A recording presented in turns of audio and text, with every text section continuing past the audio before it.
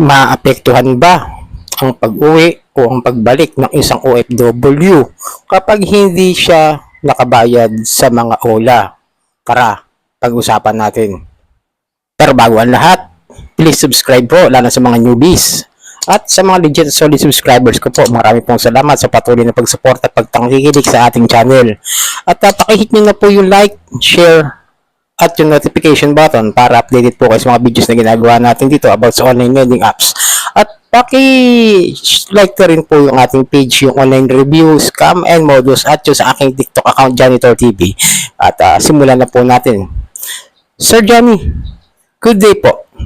May ilang katanungan lang po ako about sa mga OLA. Sana po masagot nyo. 3 months na ako overdue sa OLA ko. Ngayon, ang tahimik nila, wala nang text at tawag po. First month lang ako overdue, yun lagi. Sila message pero sa kalaunan po wala nang chat. Ito po tanong ko, kung sakali po ba na uuwi ako ng Pinas, di pa ako nakabayad, maapektuhan po ba pag-uwi ko at pagbalik ko dito sa ibang bansa?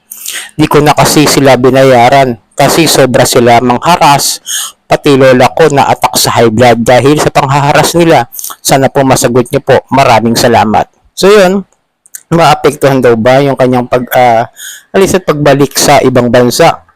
Napakalinaw naman po na ang mga OLA, kaya nga yung mga lending companies po, ay wala pong kakayahan o kung ano man na pigilin o pigilan sa pag-alis ng bansa at pagbalik sa bansa ang ating mga OFW na hindi nakakabayad sa mga utang natin. Unang-una, yung mga OLA na yan, no, lalo na yung mga pangharas. Walang-wala silang kakayahan na gawin yan. Hindi sila jurisdiction ng isang agency ng gobyerno. Wala silang karapatang pigilan yon. Wala silang kakayahan na makialam sa Department of Foreign Affairs. Wala silang kakayahan sa Department of Migrant Workers o kung saan man na maaaring maging dahilan para pigilan kayo sa pag-alis ninyo sa bansa. Pero kung sa mga legit na mga lending companies po, ang inyong mga nautangan na hindi nabayaran, ang tanging mangyayari lamang po sa inyo ay magkaroon ng bad record o hindi magandang credit score sa mga pautang nila. Kasi nga po, ang mga legit na mga lending companies o yung mga rehistrado sa CIC ay nagbibigay po ng informasyon na kayo po ay hindi nakabayad doon sa mga OLA na lehitimo at sa mga lending companies. Tulad kunwari ni Ion, meron example ko lang po ito, hindi ko po ito binabalik-balikan. Ini-example ko lang po, baka may magsabi na naman na pabaulit-ulit na naman ako. I-example ko lang sa Ion. Ako hindi nakabayad ng 2 taon. Pero after that, nabayaran ko po sila. Installment, paunti-unti nga po hanggang sa natapos ko yung aking utang. Pero that does mean na mawawala na ba yung credit score ko na mababa?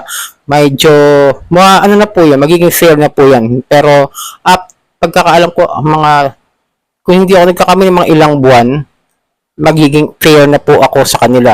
Pero, hindi naman ibig sabihin po na nawala na yung aking credit score sa kanila is makakahiram pa ako. Hindi na ako makakahiram sa kanila.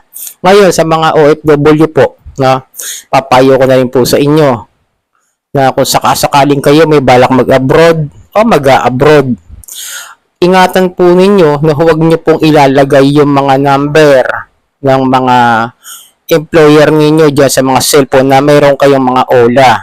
Pinapayuhan ko po kayo na huwag nyo gagawin yan. Kasi po, kadalasan dyan, pag nakakakuha kasi na mga info, dahil nga naka-access po sila sa ating mga cellphones, ay kung sino-sino talaga tatawagan ng mga yan at guguluhin. Kahit nga yung mga tumatawag lang sa ating mga delivery rider, minsan nadadamay. Payo ko sa inyo, bago nyo po ilagay yung mga employer ninyo, papunta kayo sa ibang bansa, huwag kayong maglalagay ng number ng employer. Burahin nyo na muna yung apps. Install nyo muna. O kaya kung meron kayong kakayahan na bumili ng bagong cellphone, kahit na mumurahin yan, as long as magagamit naman, doon nyo na lang po ilagay yung mga bagong number ninyo na gagamitin nyo pang abroad. Kasi, tandaan nyo ha, once na makakuha ng info sa cellphone natin ang mga OLA na yan, at napaka-importante po sa atin, idadamay po ng mga OLA agents yung mga nasa cellphone, mga contacts ninyo, mga kung sino man yun na contact ninyo sa mga opisina ninyo, sa mga agency ninyo, kung saan kayo nakikipag-negotiate para sa ibang bansa.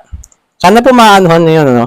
Ma-realize nyo na paghihiram kayo sa OLA, sana mapanood nyo to bago kayo magsimula mangutang sa mga yan. Kasi pinapayo ko sa inyo na iwasan ninyong gumamit ng mga cellphone na yun na mismo yung gagamitin ninyo. Kunwari, yung cellphone nyo na yan, ginagamit niyo sa mga OLA. Huwag nyo na pong gamitin hanggat maaari kung gagamitin nyo siya pag-upload, pang-apply ng trabaho o kung ano man na importante. Maaring tanggalin nyo na lang din kung hindi nyo kaya mag-afford pa o bumili. I-install nyo na lang clear data, clear cache, yung mga settings noong inyong mga cellphone. Yung not allowed nyo po. And then, tanggalin nyo na, install nyo na po yung mga OLA na yan. And then, pagkatapos nun, tsaka po kayo maglagay ng bagong number. Okay, tapos block nyo lahat yung mga number na tumatawag sa inyo, maaari. Kasi pwede maka-access pa rin yung mga yon dahil nga sa inyo yung mga apps na yan. And then yung number nyo na bago, yun ang gamitin nyo. Kaya hindi nyo po talaga afford na bumili ng bagong cellphone. At mag-ingat po kayo sa pag-download ng mga OLA na kumukuha ng maraming info sa atin. Kaya nga bago kayo mag-apply o mag-loan sa isang OLA, tingnan nyo muna kung ano ba yung mga kinukuha na lang info sa inyo. Kunwari, mga SSS, yung mga paglalagin dyan, yung mga contacts ninyo, yung mga importante, like IMEI, di ba? Na importante doon sa mga phones ninyo na kinukuha nilang info. Basta marami yung mga iiwasan nyo na lang po mag-download ng mga OLA na gagamitin nyo mismong phone ninyo. And then share ko lang din po sa inyo na may kasama ako last year doon sa pagpapay namin sa PNP, mass filing, na may isang OFW, Singapore based po siya. Yun nga po, napauwi siya kasi nga dahil doon sa employer niya. Hindi ko po kayo tinatakot, binibigyan ko lang po kayo ng awareness na mag-ingat sa paglo-loan sa mga OLA tsaka sa mga ibang lending companies dahil yung employer niya tinatawagan po, ginugulo rin po ng mga agents hanggang sa napagdesisyonan nga nung kanyang employer na umuwi muna at ayusin muna yung nangyaring problema niya dito sa Pilipinas. Kumbaga, ayusin muna niya lahat. Kung may mga utang pa nga siya, bayaran niya muna at mag-file siya ng complaint, harassment. At yun nga po, naggawa nga nung sa mass filing, ginawa nga po niya. Nag-file kami, ma-complain at reklamo dito sa PNP, Anti-Cybercrime, about sa mga harassment na mga OLA. Kaya tandaan nyo, huwag kayong basta-basta huwag kayong magbibigay ng mga importanteng info ninyo. Lalo't kung mayroon kayong mga transaction sa mga ahensya ninyo, mga agencies ninyo na importante at napakahalaga. Kasi kapag nakukuha ng mga OLA yan, yan ang may pinakamalaking problema natin. Hindi naman yun sa tawag doon sa ating sarili lang, pati na rin sa mga mahal natin sa buhay na maaaring magulo, pati nga yung mga walang kamalay-malay na mga drivers o mga riders na gugulo rin nila sa contacts. Yung mga phones na tumatawag, yung iba-iba, ginugulo rin nila yung mga yan. Meron ako na senior, ganun. May pati rider, ginugulo nila. At yun, pinapayo ko sa inyo, clear cache, clear data, install na muna ang OLA. Kung sakasakaling mag-apply kayo sa abroad, wag muna kayong gumamit ng phone. Yun ang sasabi kong pinakamaganda na lang. Huwag kayong gumamit ng phone na gagamitin nyo pag-apply sa abroad. At mag-ingat po kayo doon sa mga OLA. Tingnan nyo muna kung ano ba yung mga background ng mga OLA na hihiraman ninyo. Tingnan nyo muna yung mga reviews ni Ate Red, ni Tim Marcos, nila Pat Quinto. Diba? Tingnan nyo muna yung mga yan, yung mga legit na mga OLA reviewer. Kasi di natin masasabi.